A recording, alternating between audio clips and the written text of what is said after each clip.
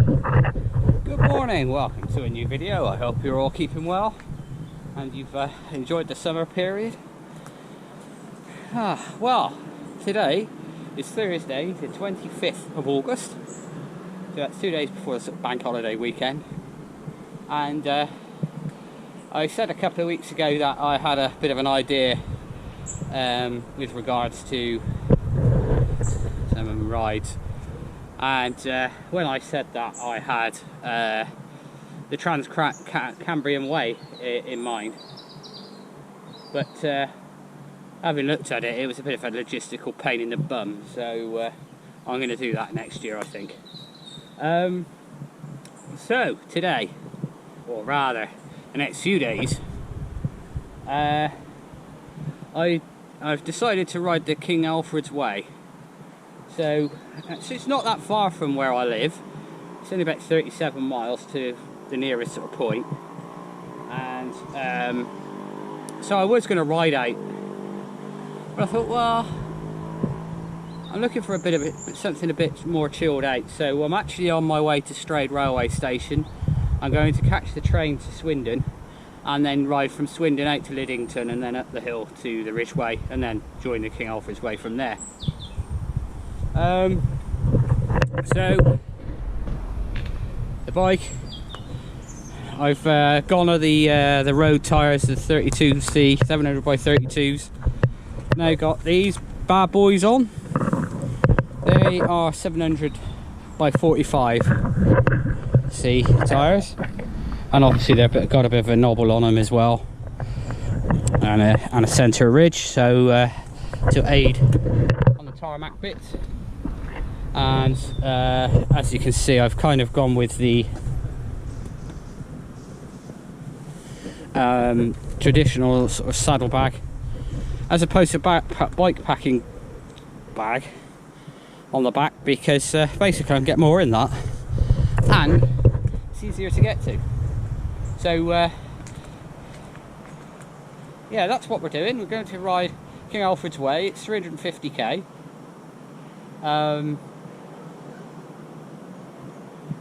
A lot of it is off-road, Ridgeway, South Downs Way, things like that. And yeah, and that's what I'm doing this weekend. No old axing. It's quite great. This feels a bit more chilled out and relaxed. So I don't have to be somewhere by a certain time and all that. And even the route I can modify on the fly if I feel like it. There's one bit I've got in mind that I'm definitely going to do that to, as the official route goes into Amesbury and then loops round, and they kind of missed the bridleway at the side of Stonehenge. But I know why they've done it, and it's because you have to cross the A303, so that's kind of a risk. You know, somebody's obviously done a risk assessment on that and gone, well, that's too high a risk for the numbers of people doing it. So but I'm actually going to do that, run across probably, and go outside of Stonehenge. Anyway, let's get to Strayed railway station and get on the train, and I'll pick you up later. So I'm now in Strayed railway station, and I'm going to catch the train to Swindon. It's about a half an hour trip rather than sort of 3.5 if I rode it. I mean, it's not that far, it's only about 30 miles from here, but yeah, I'm going to have a bit of a chilled out weekend, still riding the bike. And yeah, I didn't fully explain what I'm doing with regards to the bike, the other place. So in my front handlebar bag, I've got a tarp, and I've got my X-Ped inflatable mattress and my inflatable pillow, usual stuff in here, and everything else is basically in the saddle bag, which weighs a ton. So in terms of cooking, I'm using gas mainly because that's what I had, and I've got one of those tiny little things that screw on top of the gas bottles to warm up water and make food and things. I've got a couple of pot noodles, to be honest, just easy stuff. I think if this goes well, I think I'll do a lot more of this type of thing next year. a little bit less of old axing. Not that I'm fed up of old axing, I've just done a lot of it this year, and you can have too much of a good thing, you really can. So yeah, I think I'll do a little bit more of this type of thing. I'm looking at doing the Canty Way in Kent, probably towards the end of this year, weather dependent. If we get a mildish October like we did last year, then I might have a go at that in October. If not, I'll postpone it till the spring.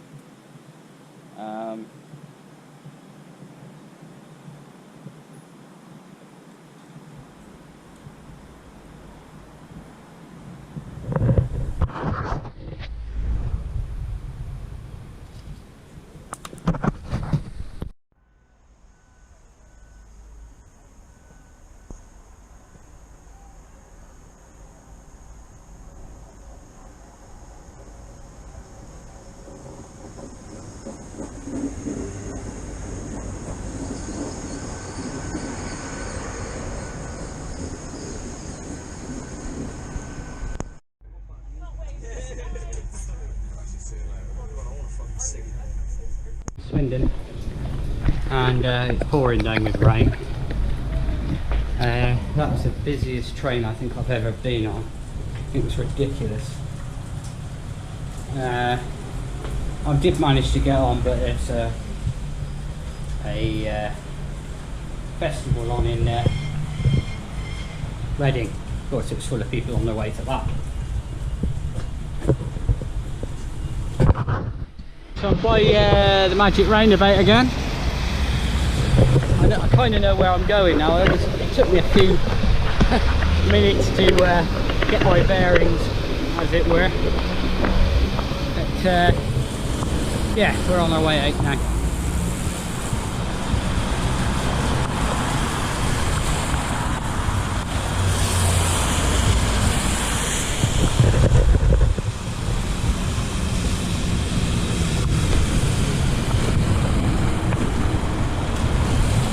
So I used the commute app on my phone to get me to Liddington from the station, and that's now I'm now following. Well, folks, this is the where I'm joining the King Alfred's Way. They called it King Arthur then. So in 2 days I should descend down to this point I'm at the moment. So this is the road to Marlborough to the right, Swindon to the left. So I've just come out of Swindon, as you well know. Climbed up onto the ridge. Hence the ridgeway. And what I'm doing here is just go down the road here, turn right, and I'm going to follow this hedge line, and then there is a mast over there when we go just to the left of that, and the first part of off-road for today. Weather ain't that great, but hey ho, expect to get better as the weekend goes on, so we shall see. But yeah, here we go. What I will do is probably split this into 2 or 3 episodes. I'm going to give myself 3 days to get around here. It's 220 miles, 350k thereabouts, and yeah, let's crack on. So folks, there's the mast I was talking about just now. So I've just climbed up here. This is the first part of the off-road. So you can see it's a gravel track, and they do drive cars and things along here, because it is a byway rather than a bridleway. Yes, today is, despite it being a bit gloomy, really is sweaty, very humid.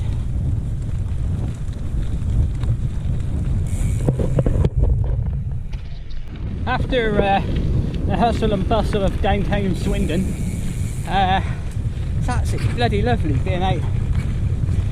No traffic, no noise, just wildlife. It's wonderful.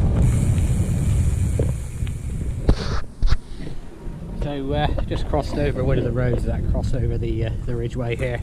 It's quite funny really, because you can tell when you get into a road, because you come across people walking their dog and they don't normally go more than a mile or so either side, so you know when you're getting quite close. Yeah, I mean, despite all the rain and what have you, I mean everything's still looking pretty brown. I know the farmers have had a good crop of wheat and barley and what have you this year, a bumper crop, so that's good. Just stopped at the here. I spoke to you first of all roughly there, and then I've just come along and currently there. So when I first joined the off-road bit, there was a sign and said Street on Thames 24.5 miles, so we'll call that 39k, and that's basically like this, other than the odd bit where you cross the main road, and you might have 100 yards and then, you know, turn off again, that kind of thing, but other than that, that's all off-road. It's brilliant. Absolutely loving this. The bike here a second. I should be alright, there's nobody about. But I mean, you can see, this is a hill fort, and this is actually Uffington White Horse Hill. So actually I could have probably brought the bike along here, but oh no, I'm only going up here anyway. As you can see, it's not much visibility today.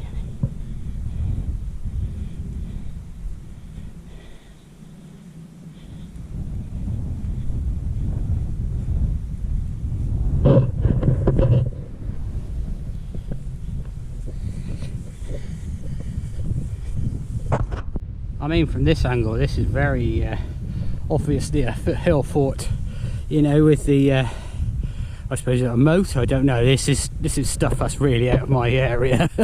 And then you've got the defensive bank that goes all the way around, and here we have the trig point. Let's see if there's anything written on the top. No, just the just that. And we're heading off over in that general direction, so it looks like I got a downy uppy, and I think that's basically what this is all like until I get to the Thames Valley, and I think it flattens out a little bit then. I'm not going to bother going any further, mainly because I don't want to leave the bike unattended, because I didn't lock it door. But yeah, White Horse Hill.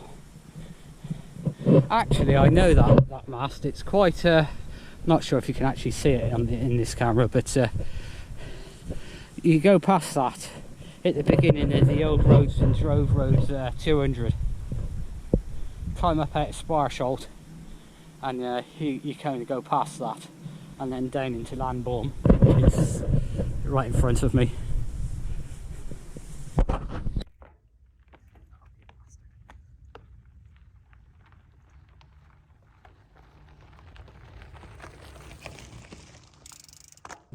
So let's look back to the tower over there, and I think this might have been what was on that site, that billboard thing that said Devil's Punch Bowl, so that's a bit of a bowl thing there. The rolling hills.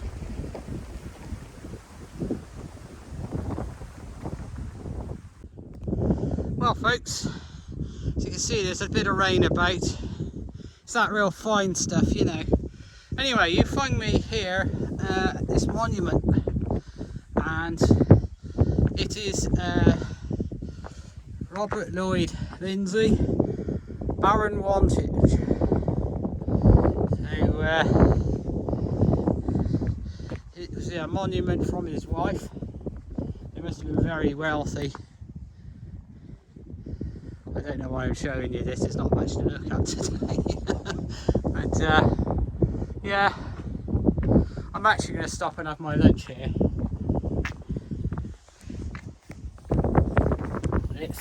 It's surprising how thirsty you get, because you're not going very fast because you're off-road. You just seem to sweat a lot. So yeah, I think I'm going to have my lunch here. I would say enjoy the view, but yeah, not today. Never mind. I can't really complain here. It's been an absolutely cracking summer. Anyway, I'm whoops. Excuse the camera work. I'm off down this way, and then up over the ridge. I have been along here this far before. In 2020 with a friend of mine. We drove to the A4 near Avebury, and then rode as far as the A34, and then went back. We stopped in the pub on the way back because it was the first weekend after COVID that pubs were allowed to open. So yeah, we celebrated by having a beer in Liddington of all places on the way back. We missed out the last bit because well, we needed to get back, to be honest. Hang around long having lunch at that monument. The weather was coming in and it was quite exposed up there, so I had my Mexican salad, bit of a drink, and then I kept going. It's a lot quieter along here than the last time I came up to this bit, and that was because everybody just come out of lockdown and was, oh my god, I've got to go out in the countryside. So along here specifically was quite busy. I've probably seen half a dozen people, certainly in the last 10 miles. Anyway, the sound of the A34 is to my left. Just down here, probably a quarter of a mile if that, there's an underpass underneath the A34, and after that it's all new miles for me. I haven't done that bit before, so let's crack on. Basically, riding 40k off-road, suddenly you go onto tarmac, everything feels so buttery smooth.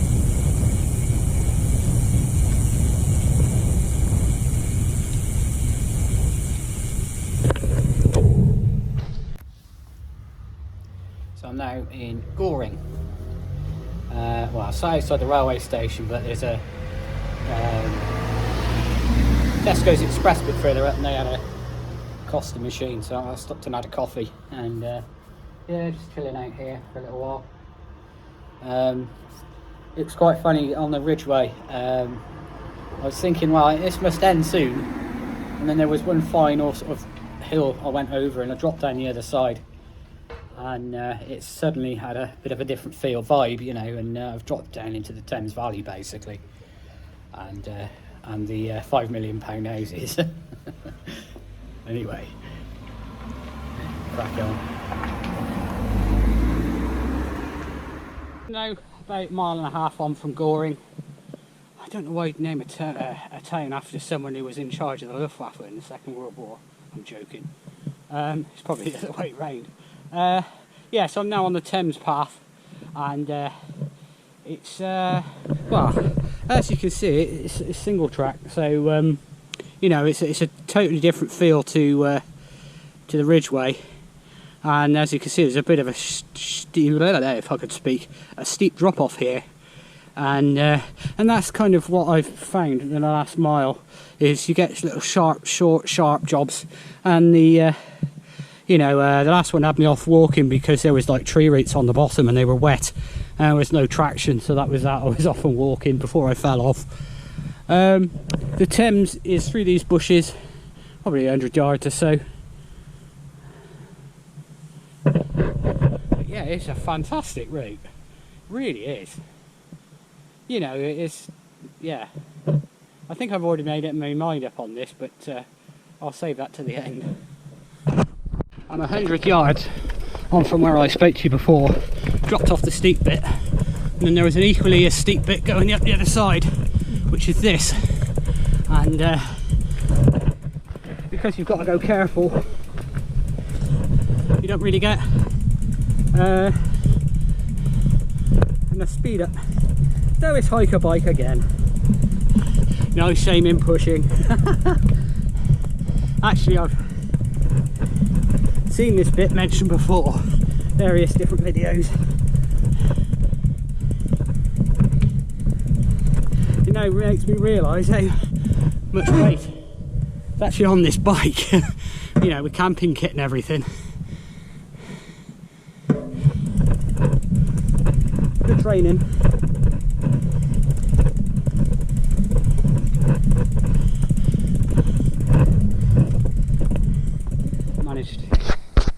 Managed to pick up a flat.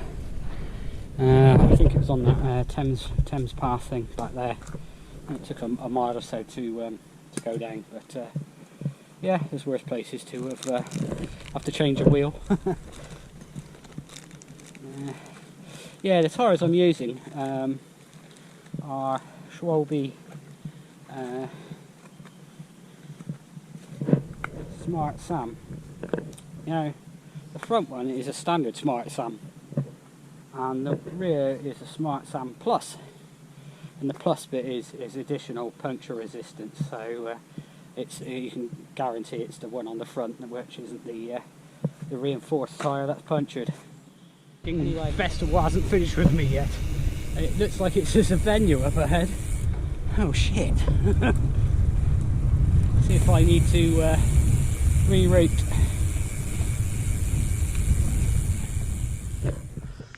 Well folks, another dirt track. I just paused here as you would have seen my comment on the last clip. I was a bit worried about the Reading Festival because there was a lot of people with backpacks and stuff, and it was the signs were saying Reading Festival this way. Anyway, luckily the traffic, including the people, was directed off into the side of a field, and my route carried on, actually as it turned out, a concrete road for about half a mile, and all the cars were going along the side of this field, and it had like corn in the cob on it, growing, and it was like the Somme. And on my on my bit of tarmac or a bit of concrete road, it was absolutely fine. But and I was going faster than the cars because they had to go really slow because it's bumpy and very muddy. Anyway, there's the venue through the trees.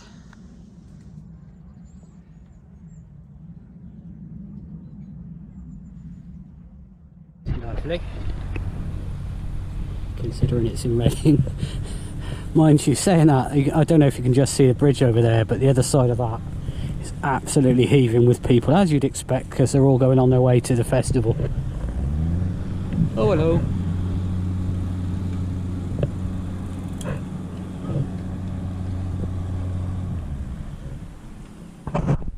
So folks, second puncture, same wheel. I don't think it's the same place, so I've had the tyre off and nothing in it, so I don't know. So I thought, well, while I'm here I'll fix the inner tube with a patch, and found that I only have one patch in my puncture repair outfit. So the moral is check this stuff before you start. But as I'm not in a rush really, I can find a bike shop tomorrow. I'm going to buy some more tubes and a puncture repair outfit. And I think that tyre is a bit too fragile for this sort of thing. I've had it a little while, to be fair, and I had it on the back and it did seem to pick up a lot of punctures then as well. So the one on the back, which is the Plus with the additional puncture protection, that seems to be a lot better.